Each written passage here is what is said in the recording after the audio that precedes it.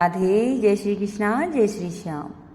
आषाढ़ माह चल रहा है और आषाढ़ माह में भगवान जगन्नाथ की रथ यात्रा प्रारंभ हो गई है। रथ यात्रा में दूर दूर से भक्तगण आ रहे हैं और भगवान की लीलाओं का आनंद उठा रहे हैं और वहीं महाप्रसाद भी ग्रहण कर रहे हैं। महाप्रसाद से जुड़ी अनोखी एक कथा है, बहुत ही सुंदर, बड़ी पावन है, बहुत ही चमत्कारी है।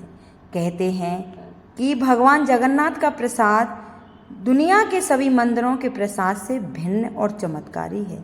इस मंदिर के प्रसाद को अनोखे तरीके से बनाया जाता है। इसी संबंध में एक प्रचलित कथा है जो आपके सामने प्रस्तुत कर रहे हैं। कथा प्रारंभ करने से पहले सभी माता बहनों से अनुरोध है कि कमेंट बॉक्स में जय जगन्नाथ भगवान की जरूर लिखें। महाप्रसाद की कथा। यह महाप्रसाद कैसे इस संसार में आया, इस संबंध में चैतन्य मंगल में एक कथा आती है। एक दिन नारद मुनि कैलाश पर्वत पर शिवजी के दर्शन करने पहुंचे और उन्होंने श्री कृष्ण एवं बलदाव जी के बीच की वार्तालाप कर वर्णन उनके समक्ष किया। इस प्रसंग में उद्धव जी भगवान के महाप्रसाद की महिमा का गान करते हुए कहने लगे, हे भगवान, आपकी महाप्रसादी माला, सुगंधित तेल, वस्त्रों और आभूषणों और आपके उच्चेष्ट भोजन को स्वीकार करने से आपके भक्त आपकी माया शक्ति पर विजय प्राप्त कर लेते हैं।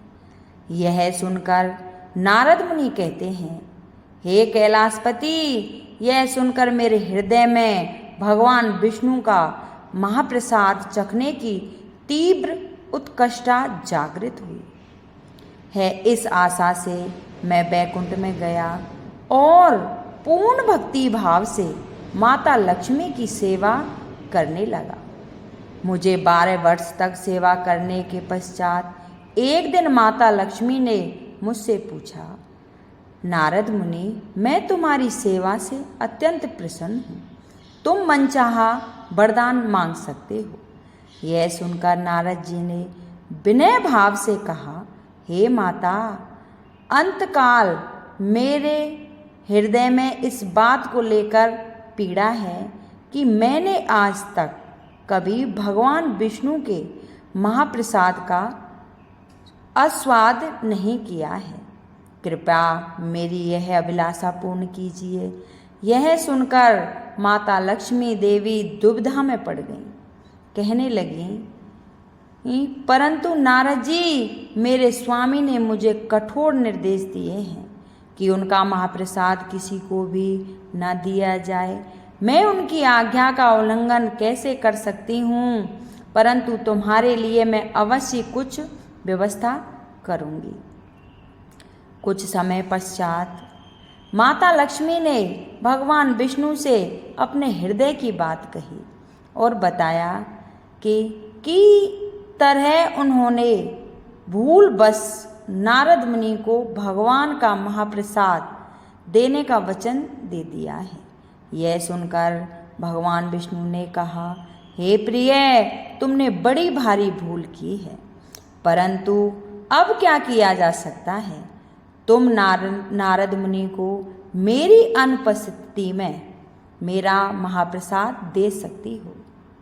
नारद मुनि ने आगे कहा, हे महादेव, आप विश्वास नहीं करोगे, महाप्रसाद के मात्र स्पर्श से मेरा तेज और आत्मिक विश्वास शक्ति 100 गुना बढ़ गई। मैं दिव्य भाव का अनुभव करने लगा और सुनाने यह आया हूँ। यह सुनकर कैलाशपति महादेव कहने लगे, हे नारद, निश्चय ही तुम्हारा तेज अलौकिक है, परंतु तुमने ऐसे दुर्लभ महाप्रसाद का एक कण भी मेरे लिए नहीं रखा। यह सुनकर नारद मुनि लज्जित हो जाते हैं, परंतु तभी उन्हें स्मरण हुआ कि उनके पास अभी भी थोड़ा महाप्रसाद बचा हुआ है। उन्होंने तुरंत उसे महादेव को दिया, जिसे उन्होंने अत्यंत सम्मानपूर्वक स्वीकार कर लिया। उसे ग्रहण करते ही श्री कृष्ण के प्रेम में मस्त होकर भगवान शिव नृत्य करने लगे। उनके नृत्य की थिरकन से पृथ्वी हिलने लगी और भूकंप सा महसूस होने लगा। तभी भयभीत होकर माता पृथ्वी ने माता पार्वती से महादेव को शांत करने का निवेदन किया। बड़ी मुश्किल से माता पार्वती ने शिव जी को शांत किया और फिर उनसे इस उन्मत्त नृत्य करने का कारण पूछा। तो शिव जी ने इसका कारण बताया कि यह सुनकर माता पार्वती रूठ गई। रुष्ट होकर बोली, स्वामी, आपको महाप्रसाद मुझे भी देना चाहिए था। क्या आप नहीं जानते मेरा नाम वैष्णवी है?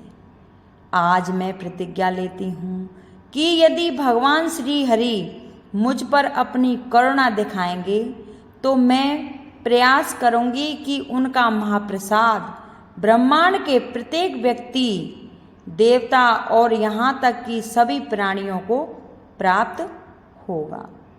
तभी आश्चर्यजनक रूप से उसी क्षण भगवान विष्णु और माता पार्वती के वचन की रक्षा हेतु वहाँ प्रकट हुए और बोले, हे देवी पार्वती, मैं आपको वचन देता हूँ कि मैं स्वयं तुम्हारी प्रतिज्ञा को पूर्ण करूँगा और पुरुषोत्तम क्षेत्र जगन्नाथपुरी में प्रकट होऊंगा और ब्रह्मांड में प्रत्येक जीव को अपना महाप्रसाद प्रदान करूँगा। इसीलिए आज भी जगन्नाथ मंदिर में भगवान जगन्नाथ को भोग लगाने के पश्चात सर्वप्रथम प्रसाद विमला देवी माता पार्वती के मंदिर में अर्पित किया जाता है। और यही कारण है कि कोई भी भक्त प्रसाद को विग्रह के सामने बैठकर ग्रहण नहीं करता। तो ये बड़ी सुंदर, बड़ी प्यारी भगवान के महाप्रसाद की गाथा थी। और किसी को अच्छी लगी हो तो कृपया लाइक सब्सक्राइब करें। कमेंट बॉक्स में जय जगन्नाथ भगवान की ज़रूर लिखें। इसे ज़्यादा से ज़्यादा शेयर करें जिससे ये सभी भक्तों के पास पहुंच जाए और सभी भक्त महाप्रसाद की ये गाथा सुन पाएं। बोलो जगन्नाथ भगवान की जय, बोलो जगन्नाथपुरी की जय हो।